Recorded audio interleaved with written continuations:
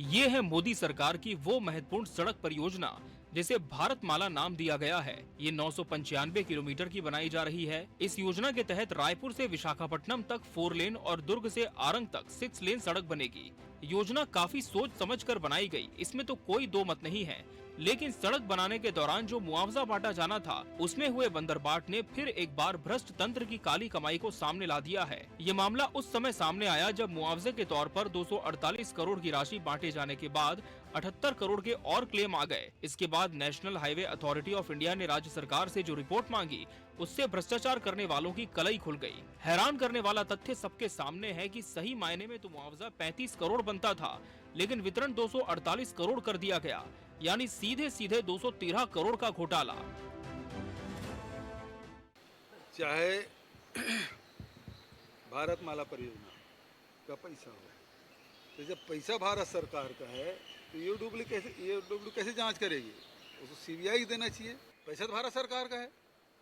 भारतमाला परियोजना में राज्य सरकार ने क्या जमीन उपलब्ध कराया, उन्होंने पैसा वितरित किया, लेकिन पैसा किसका है?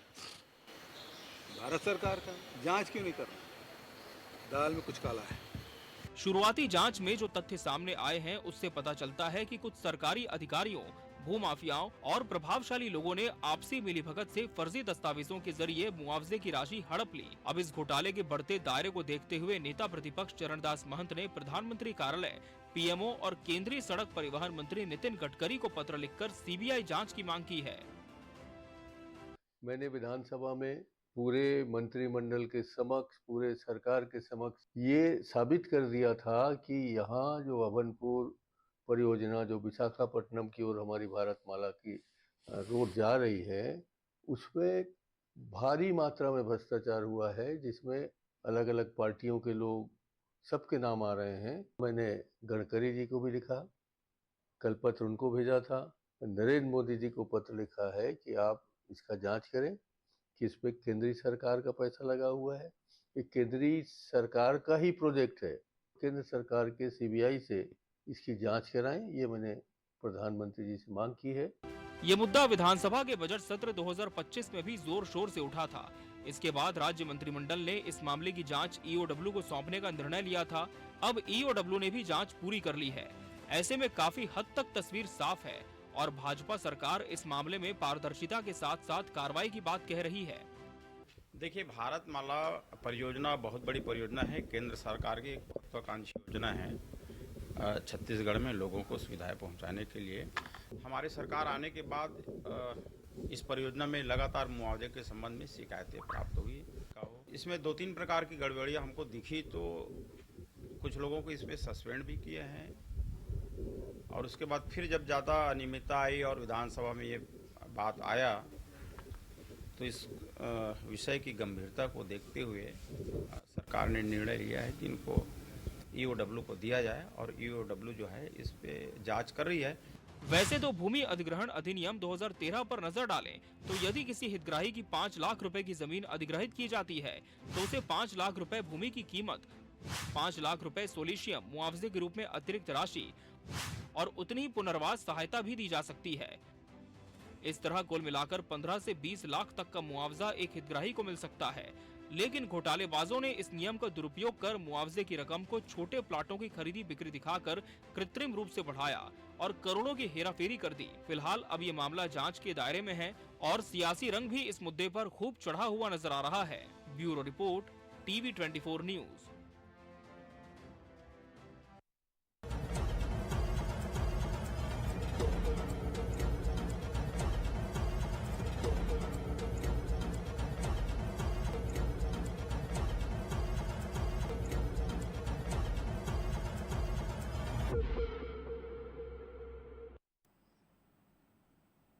नमस्कार, मैं हूं मोहन तिवारी। आज के मुद्दे में आपका स्वागत है और आज का मुद्दा हमारा आधारित है उस महत्वाकांक्षी योजना में लगे पलीते पर, जिसने दिल्ली से लेकर छत्तीसगढ़ की राजधानी रायपुर तक हड़कंप मचाकर रखा हुआ है। योजना तो बनाई गई थी कि सड़क बनेगी रायपुर से विशाखापट्टनम तक, लेकिन ये सड़क बनती उसके पहले ही एक बड़ा घोटाले का उजागर हो गया है। ऐसे में क्या है ये बड़ा घोटाला और किस तरीके से ये भारत माला परियोजना के नाम पर गड़बड़ी की गई है और गड़बड़ी हुई है, तो अब इसमें जांच कहां तक पहुंची है और कांग्रेस और भाजपा की इसमें सियासत क्या कहती है, इसी पर बात करेंगे। पहले मिल लेते उन मेहमानों से जो इस चर्चा में हमारे साथ रहेंगे। हम बहुत स्वागत करेंगे। हमारे साथ हमारे स्टूडियो में मौजूद है कांग्रेस का पक्ष रखने के लिए रवि गौलानी जी, बहुत स्वागत है आपका। बीजेपी का पक्ष रखने के लिए हमारे साथ हमारे स्टूडियो में मौजूद है निशिकांत पांडे जी, बहुत स्वागत करेंगे आपका। और इस पूरे मामले को हमें सरल भाषा में समझाने के लिए मौजूद है राजनीतिक विश्लेषक के रूप में वरिष्ठ पत्रकार उचित शर्मा जी, बहुत स्वागत करेंगे आपका भी। तो तीनों मेहमान हमारे साथ बने हुए हैं। रिपोर्ट के जरिए हमने बताया कि क्या स्थिति थी, कैसे विधानसभा में उठा मामला, जांच कहां तक पहुंची और अब आरोप प्रत्यारोप के बीच जांच की मांग दोनों ओर से हो रही है, भरोसा भी दिलाया जा रहा है। पहले उचित शर्मा जी से ही शुरुआत करता हूं, काफ़ी अच्छे से इस पूरे मामले को वो जानते हैं, तो उनसे समझते हैं कि आखिर ये मामला है क्या कि भाई मुआवजा तो सबको देना ही था, मुआवजा तय भी हुआ, 48 करोड़ देना था, 200 करोड़ तक बात पहुंच गई, ऐसी जानकारी आ रही है। कागजों में तो अब ये घोटाला दिख भी रहा है, हालांकि ईओडब्ल्यू की जांच अभी बाकी है। क्या किया होगा, कैसे इस पूरे घोटाले को अंजाम तक कुछ अधिकारियों, नेताओं, प्रभावशाली लोगों ने पहुंचाया है? उचित जी, आपकी क्या जानकारी है? देखिए, जहां तक ये सवाल है घोटाले का, तो ये जुगलबंदी है, ये अधिकारियों, व्यापारियों और केंद्र में बैठे लोगों की।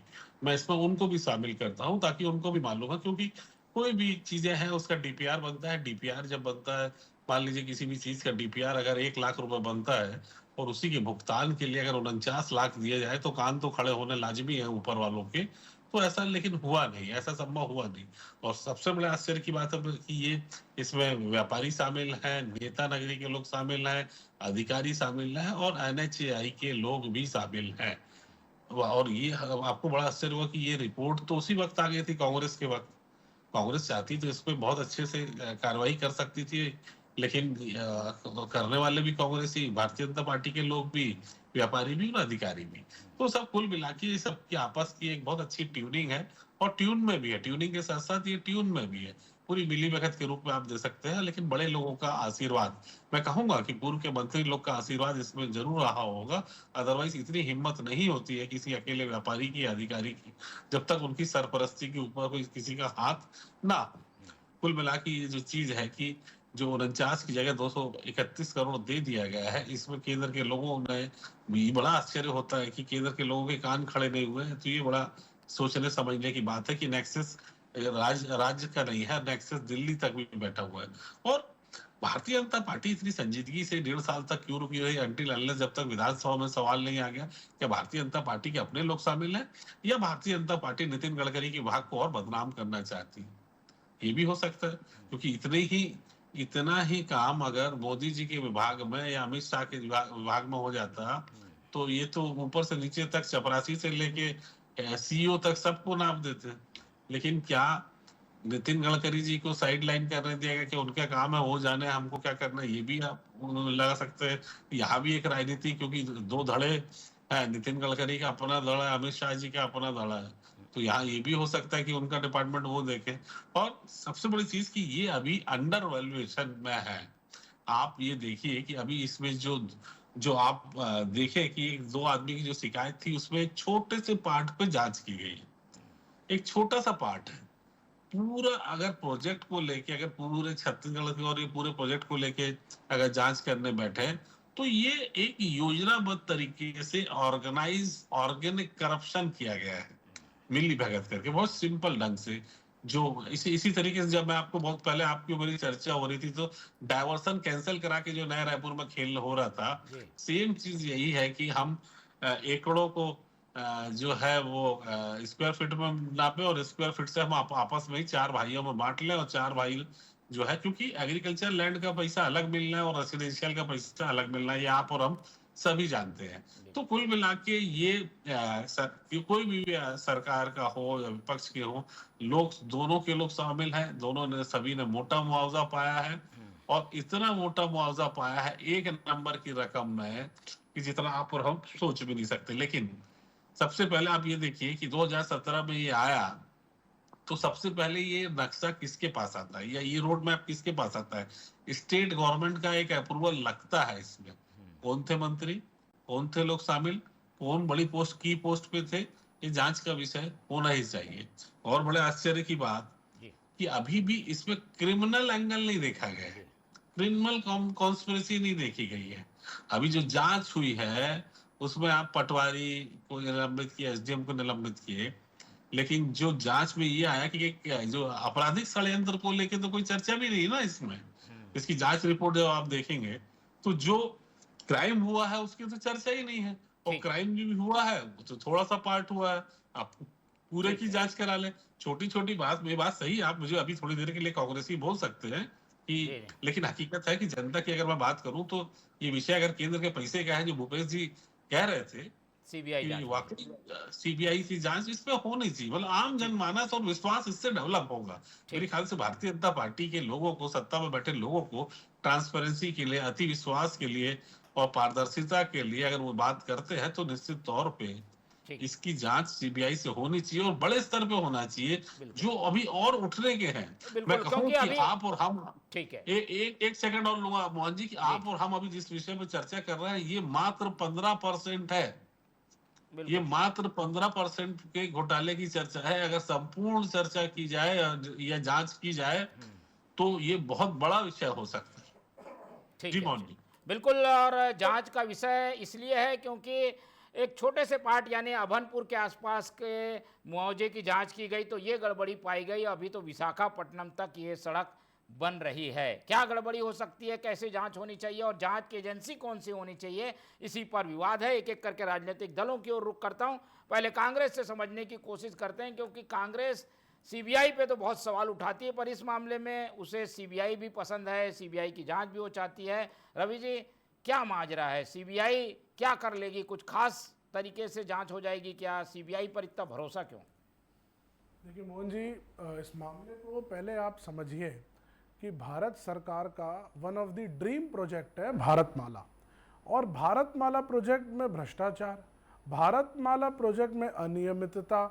आज ये सरकार कहती है कि हम इंफ्रास्ट्रक्चर में बहुत काम कर रहे हैं, और इनके बड़े बड़े दावे, बड़ी बड़ी बातें अलग अलग फोरम्स में हम सुनते हैं कि इंफ्रास्ट्रक्चर में तो ये तक बताने की कोशिश करते हैं कि शायद 70 साल में कोई काम ही नहीं हुआ और सबसे ज़्यादा काम यही लोग कर रहे हैं। लेकिन वहाँ पर इनके इतने बड़े ड्रीम प्रोजेक्ट में इस तरह की अनियमितताएं कि जहाँ 40 करोड़ का करीब पैसा दिया जाना चाहिए था, वहाँ 250 करोड़ से ज़्यादा का दे दिया गया है।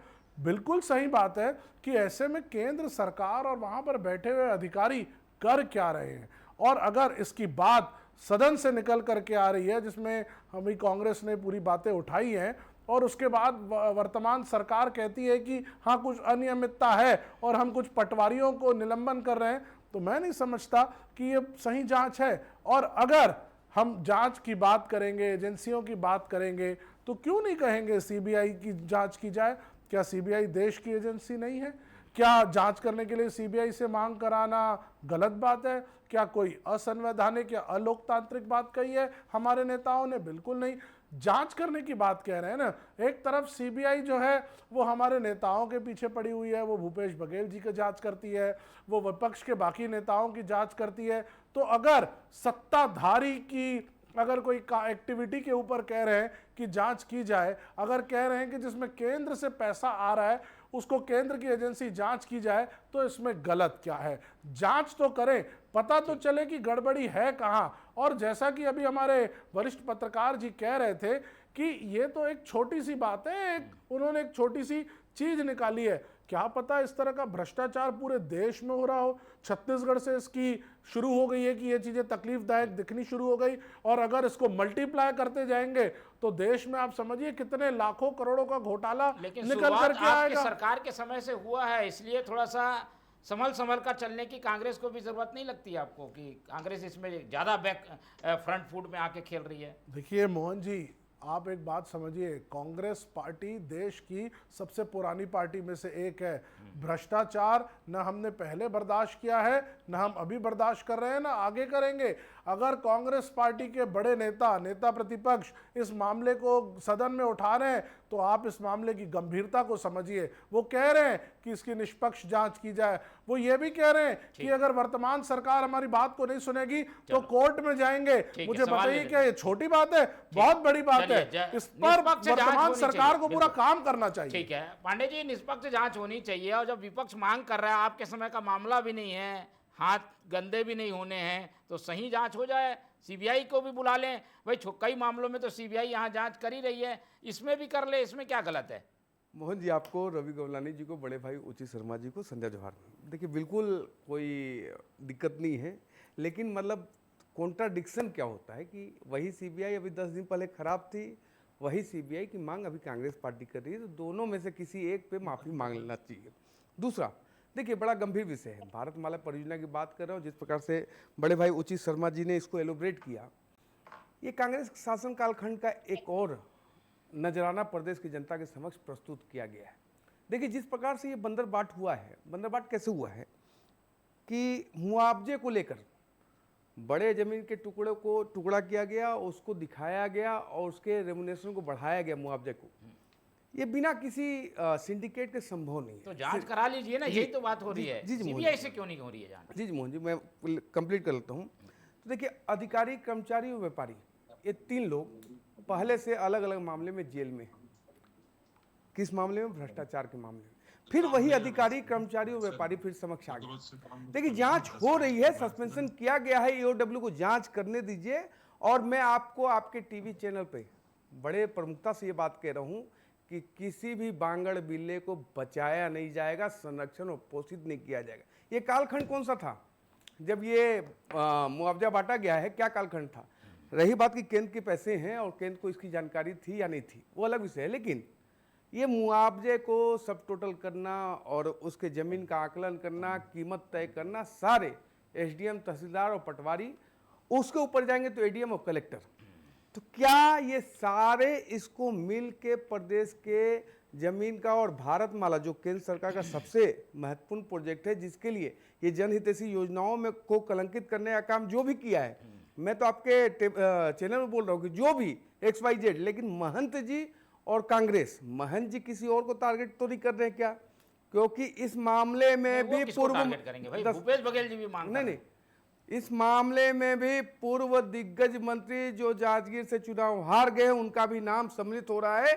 कहीं आपस का खुन्नस तो सेटल नहीं किया जा रहा। लेकिन मैं आपको प्रतिबद्धता के साथ कहता हूं कि इसकी हर ओर से जांच होगी और सीबीआई की मांग कर रहे हैं तो स्वागत है, उसकी भी जांच करवा ली जाएगी। लेकिन अभी ईओडब्ल्यू को दिया गया है, आने तो दीजिए मामला संज्ञान में, प्रदेश की जनता को मालूम तो चले कि किस प्रकार से कोयला हो, जमीन हो, शराब हो, राशन हो, महादेव हो, हर जगह भूपेश की सरकार ने भ्रष्टाचार का स्मारक खड़ा किया है। ये तो जांच चल रही है। एक लाइन में सीबीआई होगी कि नहीं, सीबीआई की जरूरत है कि नहीं, बीजेपी क्या चाहती है? बिल्कुल, देखिए हम चाहते हैं कि एक एक भ्रष्टाचारी वहीं जाए जहां कवासी लकमा बैठे हैं। ये वही मतलब जांच में से कवासी लकमा जेल में गए हैं, इनसे पूछ लीजिए एक बार कि वो अपराधी हैं कि नहीं है, पूछ लीजिए ना। वही जांच एजेंसी ने जांच करके उनको जेल भेजा है, तो क्या उस समय कहते हैं कि ये तो ईडी भाजपा की एजेंसी है? तो इनको कॉन्ट्राडिक्शन पहले क्लियर करना चाहिए। मैं आपके माध्यम से पूछता हूं कि सीबीआई सही है, निष्पक्ष है? हाँ तो पहले माफी पर मांगे जो पुराना स्टेटमेंट दिया है, अगर ना तो किस मंशा से आप डिमांड कर रहे हैं? चलिए, ये डिमांड में छोटी सी टेक्निकल एक तरीके से त्रुटि निकाल कर बार बार गेंद कांग्रेस के पाले में डाल दी जा रही। कांग्रेस भी कम शब्दों में बता दीजिए भाई, आखिर ये क्यों आप लोग चाहते हैं? सीबीआई अच्छा जांच करेगी क्या? और इसमें क्या बीजेपी के लोग भी जद में आ जाएंगे क्या? रवि जी देखिए, एक बात को समझिए, निशिकांत जी ने मेरी पूरी बातें सुनी ही नहीं, वो अपनी ही बातें कहे पड़े थे।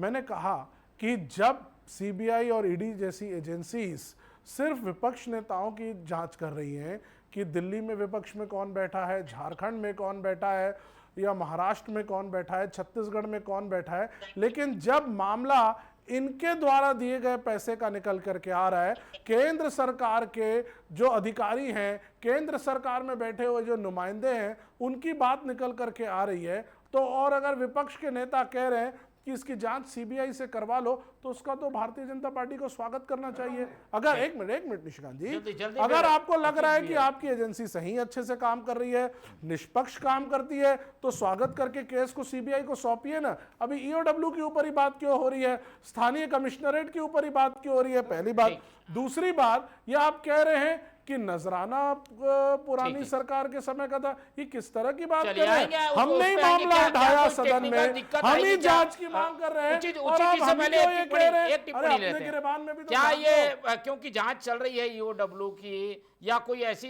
पहले स्तर राज्य स्तर अपने स्तर पर जांच कर ले फिर सीबीआई के पास जाए, इसलिए नहीं दिया जा रहा है क्या? सीबीआई को नहीं देने से कोई टेक्निकल दिक्कत है क्या उचित जी? नहीं, ये दोनों कंफर्ट गेम खेल रहे हैं। आप मोहन जी, आपके बिहाफ पर मैं प्रवक्ता कांग्रेस से एक सवाल करूं कि भाई शिकायत तो आपको भी आई थी, तो आपने क्यों नहीं इसको तवज्जो दी? आपने हवाला दिया है कि अभी जो है वो आचार संहिता लगी हुई, तो क्या आचार संहिता में आप आरोप प्रत्यारोप भी नहीं लगा सकते थे? अगर आप वाकई ईमानदार होते तो आपके मैनिफेस्टो में इस घोटाले का नाम आ जाता कि भाजपा ने मैनिफेस्टो में ये घोटाला किया, और आप गाजे बाजे के साथ, इनफैक्ट डीजे के साथ आप इसको बजाते। मतलब आपकी ईमानदारी पे भी थोड़ा शक होता है कि आपकी जब संज्ञान में आ गया था तो आप जनमानस के संज्ञान में क्यों नहीं लाए, क्यों विधानसभा तक का इंतजार कर रहे थे? ये आरोप तो आपको झेलना पड़ेगा। वहीं इसके इतर भारतीय जनता पार्टी पे भी ये जनमानस का ये आरोप है, क्योंकि हम जनपक्ष की बात करेंगे कि जनता ये सोच रही है ना, ये जनता ये सोच भी सकती है कि क्यों ना सीबीआई की जो मूल काम है, पहली बार तो मैं कहूंगा कि अभी तक तो जो एक सेलेक्टिव काम में करती थी सीबीआई, अभी इसको कम से कम जन उपयोगी काम में तो लगा दीजिए। भाजपा से उम्मीद है, और भाजपा क्यों नहीं कर रही है? क्योंकि भाजपा को क्या कोई भय है कि कोई हमारे वाले तो नहीं है? ये भी निशिकांत जी को जवाब देना पड़ेगा कि कोई हमारे वाले भी तो शामिल हो सकते हैं। लोग नाम आ रहे हैं, क्षेत्र भी लगता है, जांजगीर तरफ आप बहुत दूर जा रहे हैं, अभनपुर के आसपास भी देख लीजिए, कोई अपने वाले मिल जाए शायद, तो ये भी जनता थोड़ा सा सवाल कर सकती है। तो ईओडब्ल्यू शायद ये चेक करके बता दे प्रथम दृष्टया कि हमारे वाले नहीं है, तो शायद अब हम इसको सीबीआई को सौंप दे। ये आरोप पे भी आपको लग सकता है निशिकांत जी।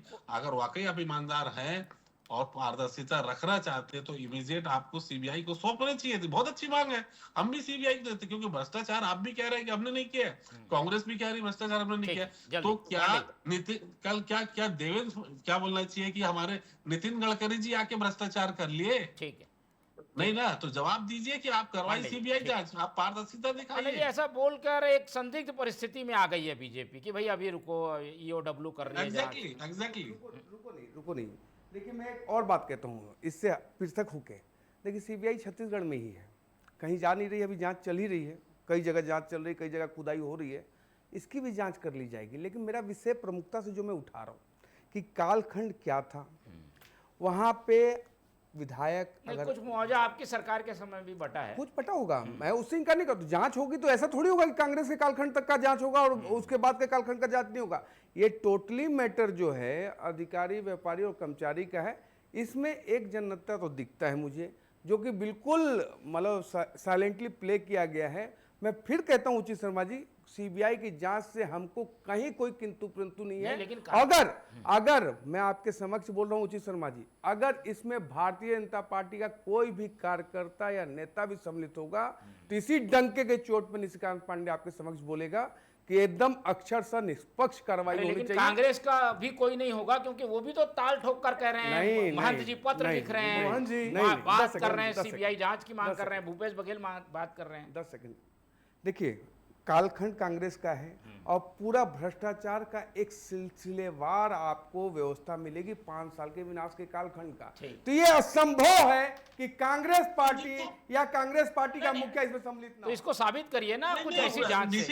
निशिकांत जी क्योंकि 4 चोरी इसलिए उन्होंने पहले की थी, इसलिए 5वीं चोरी का भी उन्हीं पे पूरा ठीकरा फोड़ देना चाहिए, ये उपयुक्त नहीं। और आपको मैं साबित कर सकता हूं कि कोरबा कलेक्टर की जो जांचें चल रही है, आपने कहा कि हम सेलेक्टिव जांच नहीं करते, तो कोरबा कलेक्टरों की जांच वहीं तक ली गई है जहां तक की कांग्रेस का शासन था, या कांग्रेस का शासन जहां पे और आपका शासन खत्म होता है। आप उसके पहले कोरबा कलेक्टरों की जांच क्यों नहीं करवाते? क्यों पीछे के कलेक्टर? तो आपका कहना गलत है कि हम अपने सेलेक्टिव जांच नहीं करते, पीछे के भी जांच होगी। तो अगर आप ऐसा कर चुके हैं, मैं आपको ये बता रहा हूँ ऐसा आप कर चुके हैं। जल्दी शर्मा पांडे जी, जी, देखिए मैं रवि जी आपके बोलो। अनुभव का सम्मान करते हुए आपसे डिसएग्री कर रहा हूं कि देखिए जहां जयसिंह अग्रवाल ने चिट्ठी लिखी, विषय यहां से उठता है, जहां शिकायत है जिस बात की। कोरबा का विषय यहां से उठता है उचित शर्मा जी, कि जयसिंह अग्रवाल ने चिट्ठी लिखी और प्रदेश की सरकार ने कोई कार्रवाई नहीं की, तब इस पे जांच एजेंसियां आई।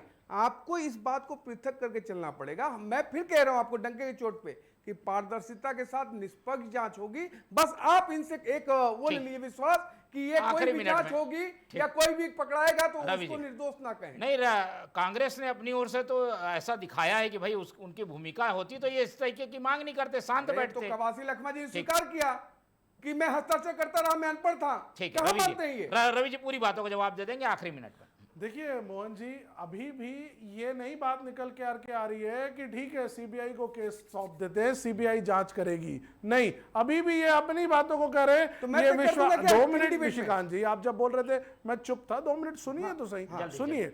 और अभी उचित शर्मा जी ने भी कहा कि जांच जो है वो सीमित हो रही है, जांच जो है वो सिर्फ इसी माइंडसेट से हो रही है कि पुरानी सरकार में ये क्या हुआ। मैं बड़े ही विनम्रता से ये बात कह रहा हूं कि कांग्रेस पार्टी ने ये मुद्दा उठाया है, कांग्रेस पार्टी ने ये सारी बातें सदन में लाई है और सरकार ने स्वीकार की है कि कुछ अधिकारियों ने गड़बड़ की है। और जब हम कह रहे हैं कि सीबीआई जांच करा लो, सीबीआई जो है वो केंद्र की एजेंसी है, तो भारतीय जनता पार्टी को जांच कराने में तकलीफ क्या है? तुरंत सीबीआई में देना चाहिए था।